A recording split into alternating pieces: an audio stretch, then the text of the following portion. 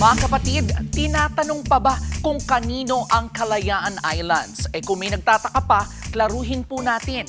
Ang Kalayaan Group of Islands ay opisyal na bahagi ng teritoryo ng Pilipinas. Sakop ng bayan ng Kalayaan sa probinsya ng Palawan.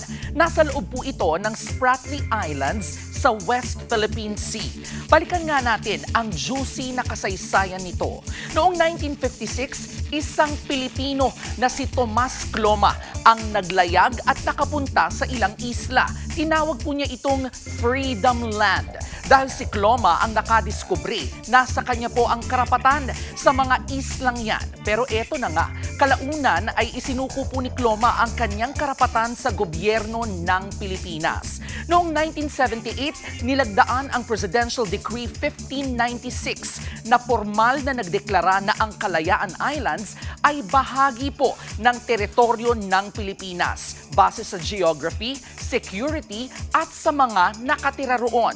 Ibig sabihin, hindi lang po yan sabi-sabi, meron po itong kaakibat na batas. Noong 1980s, ginawa po itong ganap na bayan. May mayor, may barangay, may eleksyon at higit sa lahat, may mga pamilyang Pilipinong nakatira. Meron nga pong internet connection dyan at may signal kahit nasa gitna po ito ng dagat. So, tingin nyo ba mga kapatid, dapat ba nating i-give up ang islang yan?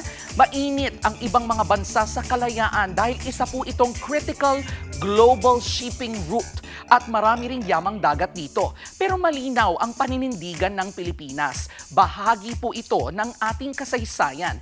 Nakasailalim ito sa ating batas at may mga Pilipinong nakatira dyan. Mga kapatid, ang Kalayaan ay hindi lang po pangalan ng mga isla.